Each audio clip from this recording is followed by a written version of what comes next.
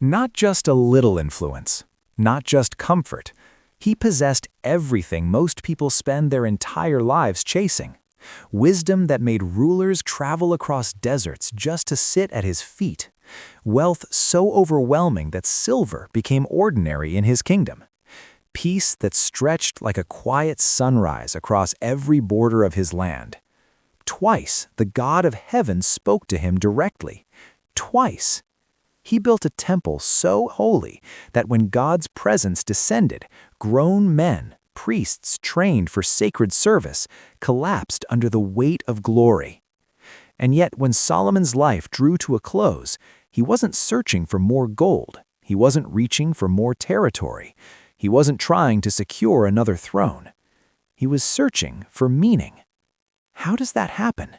How does the man history remembers as the wisest king end his days feeling hollow? How does someone who constructed the very house where God chose to dwell end up raising altars to false gods on the hills overlooking Jerusalem? How does a heart once fully surrendered slowly fracture until heaven grows silent? This is not the polished version of Solomon's story.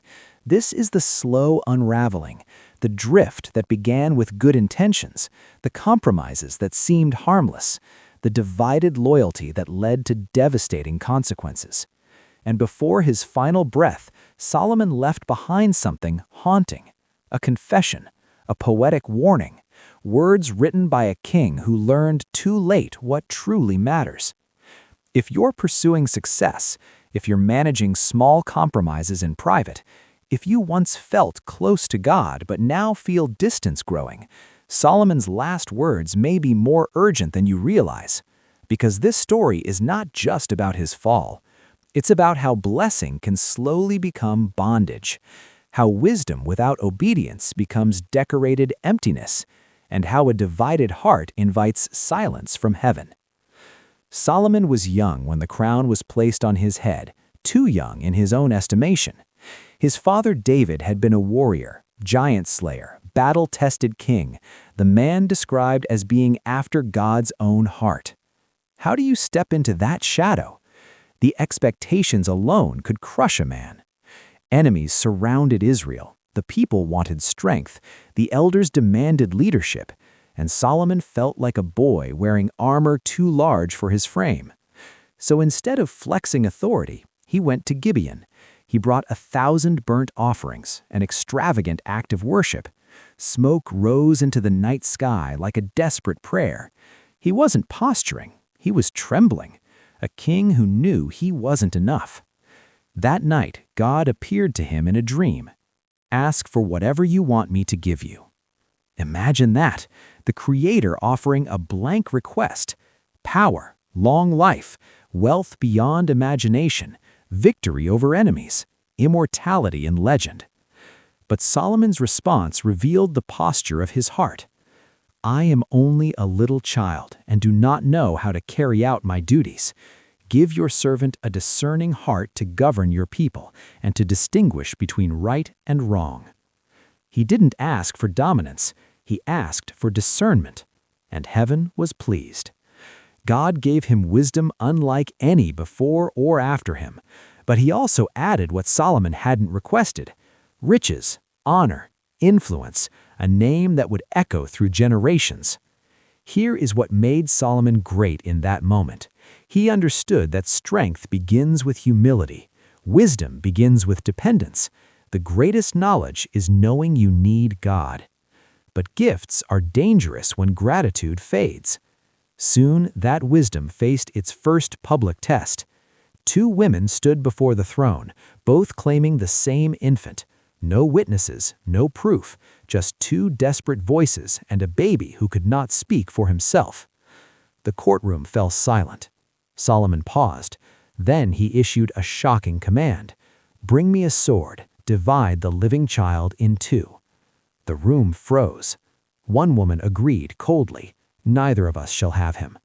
The other cried out in anguish, "Please, my lord, give her the child. Just don't kill him."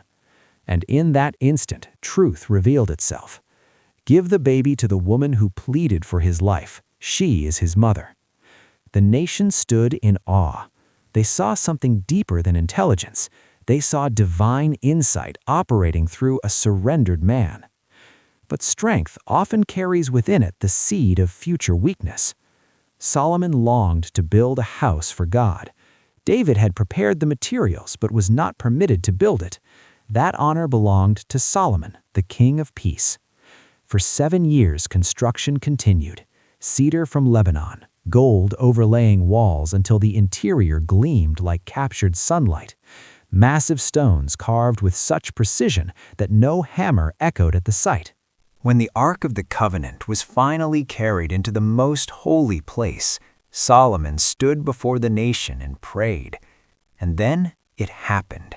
The glory of the Lord filled the temple like a cloud so thick the priests could not stand to minister. Heaven touched earth. It was the high point of Israel's history, the moment of fulfillment. But glory does not guarantee permanence. Jerusalem flourished. Gold flowed into the city in staggering amounts. Exotic goods arrived from distant lands. Ivory, rare animals, precious woods. His throne was carved from ivory and overlaid with pure gold, guarded by lions on every step. Then the Queen of Sheba arrived. She had heard rumors of his wisdom and came to test them. After hearing him speak, she confessed that the reports had not even captured half of his greatness. The world admired him, but admiration can dull vigilance. Solomon secured peace through alliances, and alliances required marriages, one foreign bride at a time. Egypt, Moab, Sidon, Ammon, each union political, each strategic. It seemed wise. But God had warned long before, the king must not multiply wives, or his heart will be led astray. Not might, will. Solomon likely believed he was strong enough. After all, he had asked for wisdom. Surely he could manage relationships without compromising devotion. Compromise rarely arrives loudly. It whispers. A small shrine here, a gesture of respect there. Incense offered to honor a wife's heritage, tolerance disguised as sophistication. The temple still stood, sacrifices still burned, but his heart was no longer undivided. Eventually, the small allowances became high places on the hills, altars to Ashtoreth, to Chemosh, to Molech. Let that sink in. The man who once prayed as glory filled the temple now built altars to gods whose worship involved practices God had called detestable. Scripture says his heart was not fully devoted to the Lord, not entirely abandoned, just divided. And a divided heart is a dangerous thing. God appeared to Solomon a second time, not with blessing, but with warning. If you turn away, the kingdom will be torn from you.